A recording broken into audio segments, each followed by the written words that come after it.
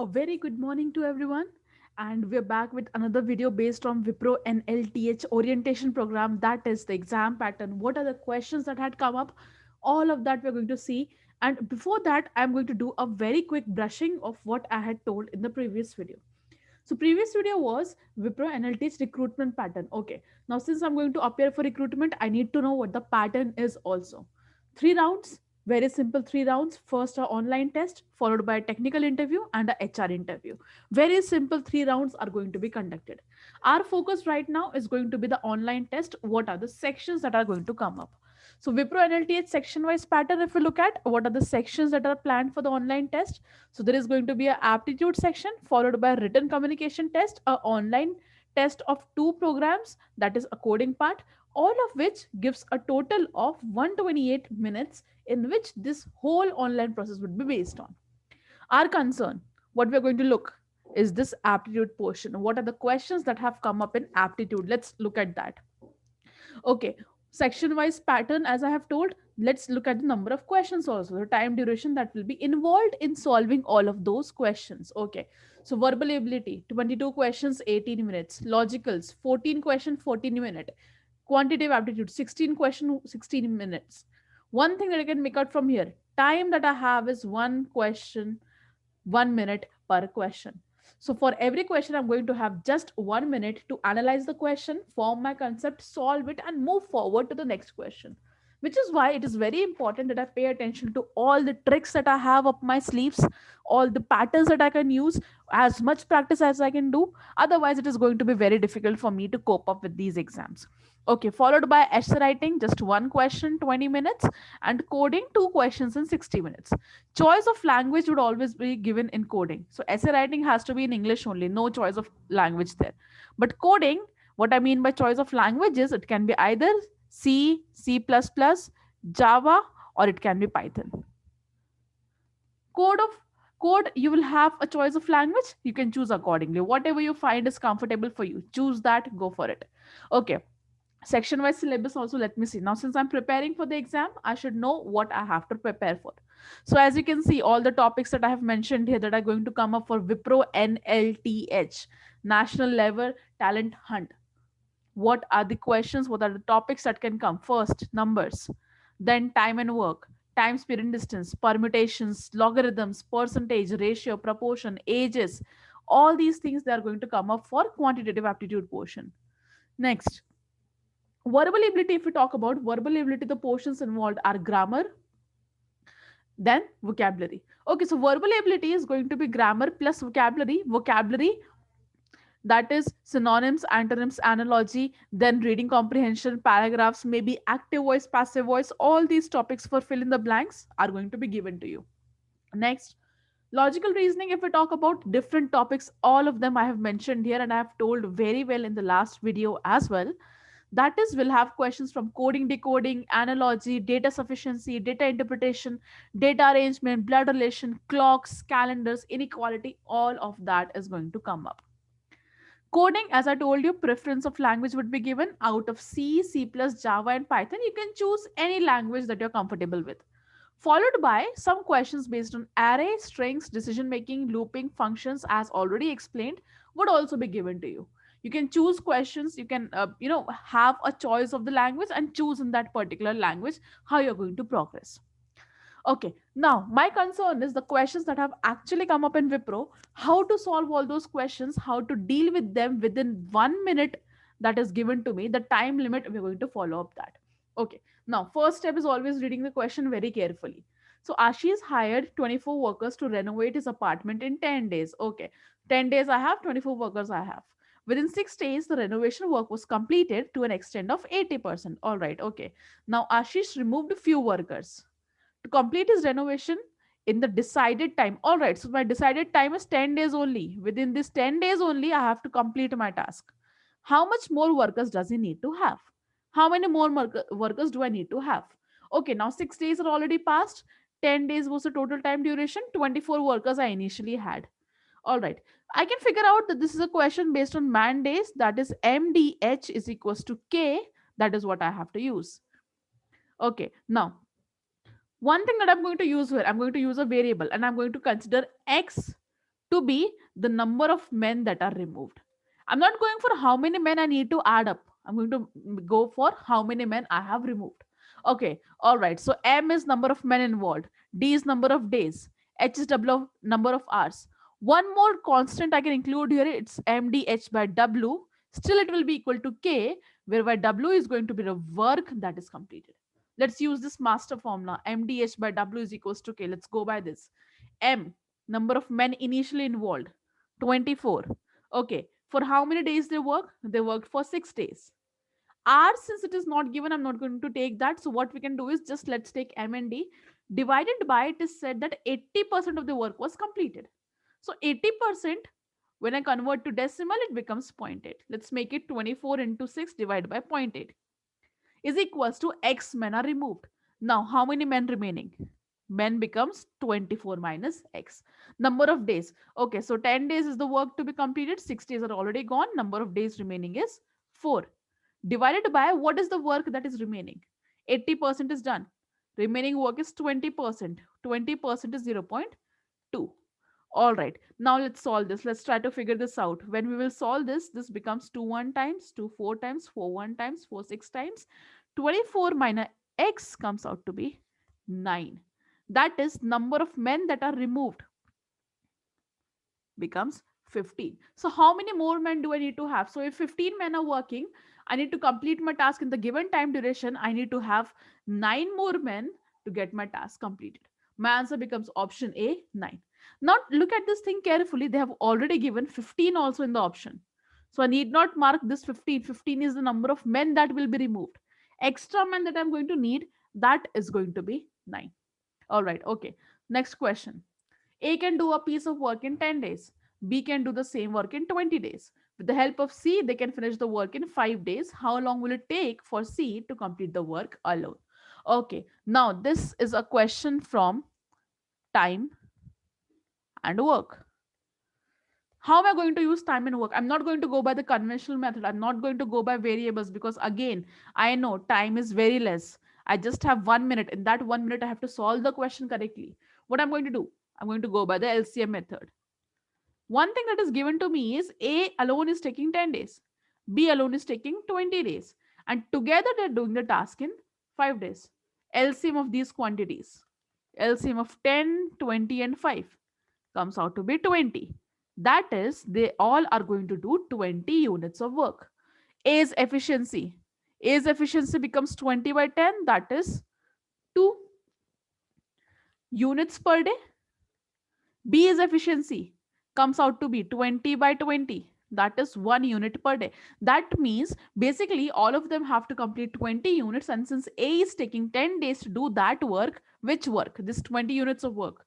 A's efficiency, that is A's 1 day work, becomes 2 units per day.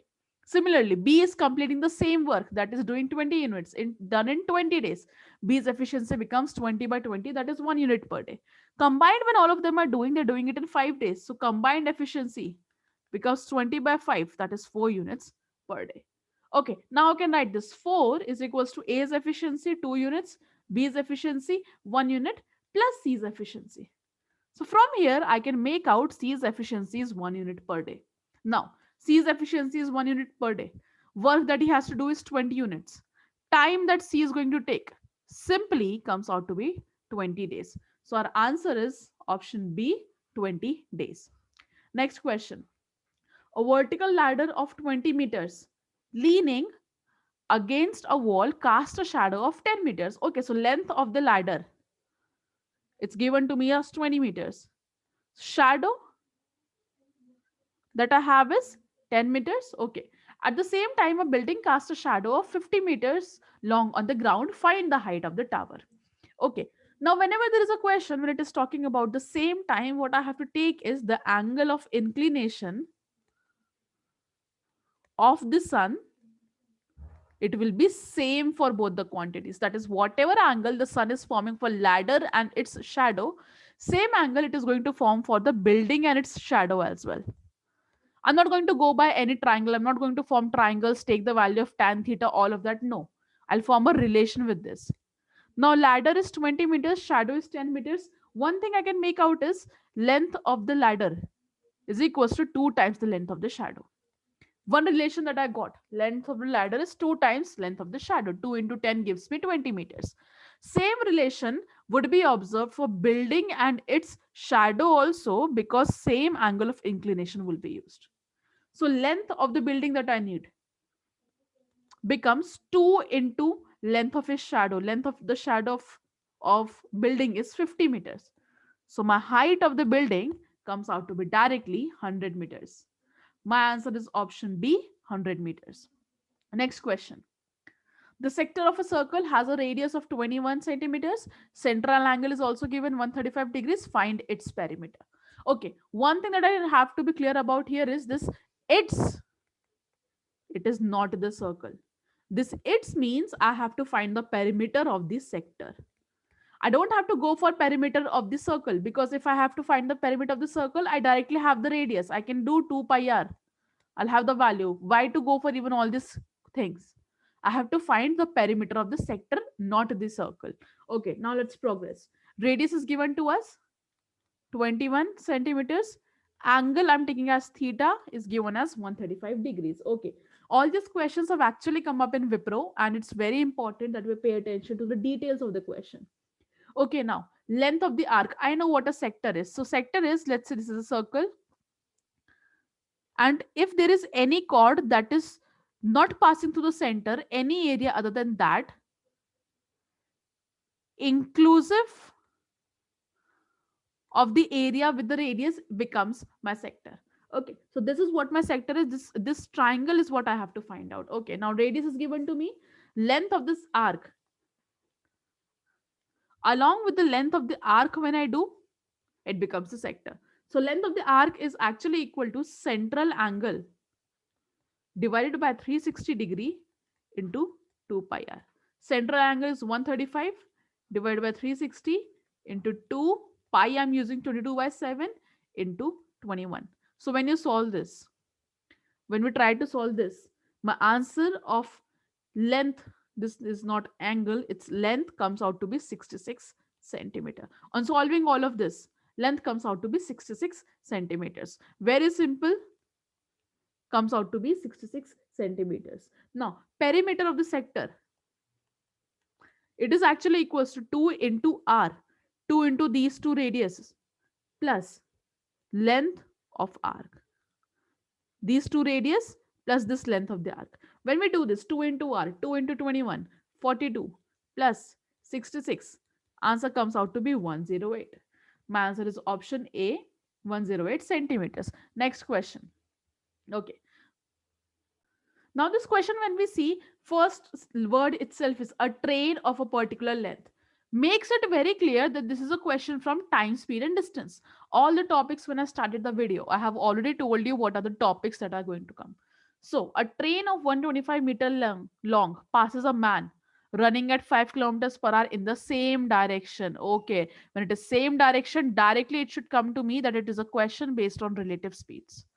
I have to consider relative speed also, in which the train is going, and it is crossing in 10 seconds. Find the speed of the train. Only thing that I have to use is speed is equals to distance upon time. From here, since I need the speed, I can use distance is equals to speed divided by time.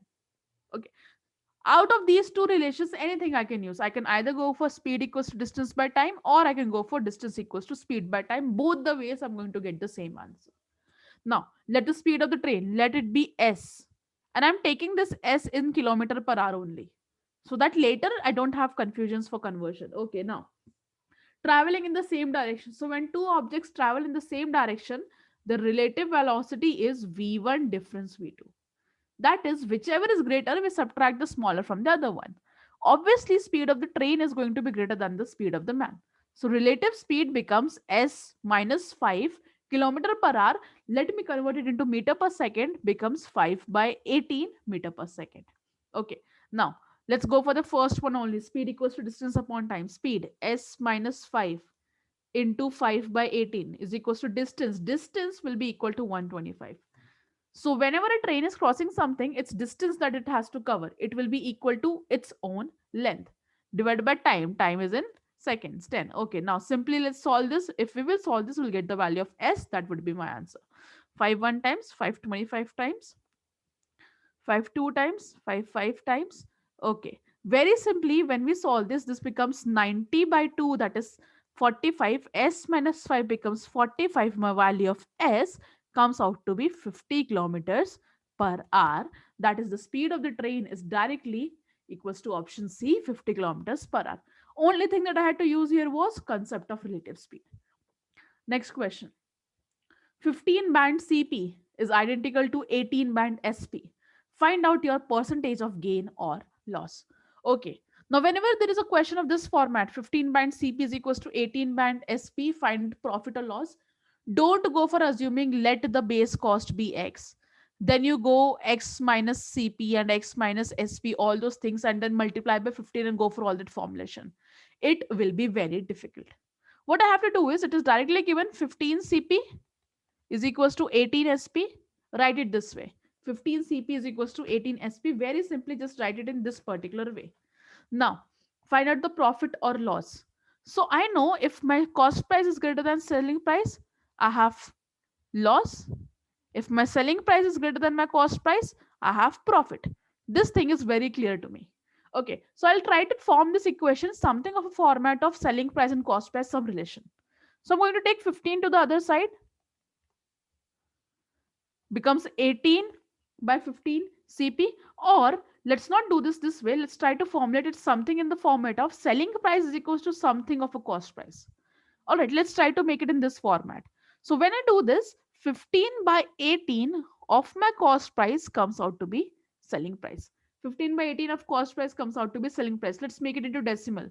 So this becomes 0.83 into cost price becomes selling price. Okay, now selling price is equals to something into cost price, and this value is less than 1. That means if I have to find the profit, if I have to find the loss, I have to compare with this condition. Cost price is equals to selling price. This is my zero condition. No profit, no loss. If now my cost price is greater than my selling price, I'll have a loss. It is very clear that my cost price is greater than selling price. I have to multiply by a smaller factor to make them equal. All right. So my loss becomes 1 minus 0.83. When you do this, this becomes 0.1666. That is approximately equals to 16.6%. And it is obviously a loss. So look for the option. I have 16 2 by 3. 2 by 3 is 0.66. So my answer becomes option C, that is 16 2 by 3% loss. So from here only it was clear that it is going to be a loss. How much loss was? I did 1 minus 0.83. I got my answer. Next question. Consider the following quotients. 498.63 divided by 17. Then second, 167.5 divided by 32. Last, 575.65 divided by 43. We have to consider all of these quotients and correct sequence in descending order. That is, whatever the value of this 1, this 2, this 3 is, I have to arrange them in descending orders. Okay. So I'm going to do the division up to 2 spaces, up to 2 decimal places. So when I do 498.63 divided by 17, 29.33 is my answer. Next, when I do 167.50 divided by 32, comes out to be 5.23. Last, 575.65 divided by 43. When we do this, this is 13.3839 something it will come. Okay. So descending order, biggest value is 1. Next is 3, followed by a 2. My answer becomes, let's match the option. Yes. Okay. A here is the answer. My answer becomes option A. If you didn't even want to do the division, what you can make out is, when you will do 498.63, this is obviously going to be something greater than 20. This will be a value that will be greater than 20, because 17 into 20 is 340 and this is 498. Obviously it is going to be something greater than 20. So from here I had a value that this is going to be greater than 20. Now 167.5, this will be something that is approximately close to 5, even if you don't do the exact calculation. Next, 575.65. I knew that this would be something, uh, somewhere it will be closer to 15. Somewhere this value is going to be closer to 15, and it will be less than 15 only, because 15 4 times is 60. That is somewhere this value is less than 600. It will be less than some 15 only. So even if with the approximate values, I can make out that first will give me the greatest quotient, because it will be somewhat 20.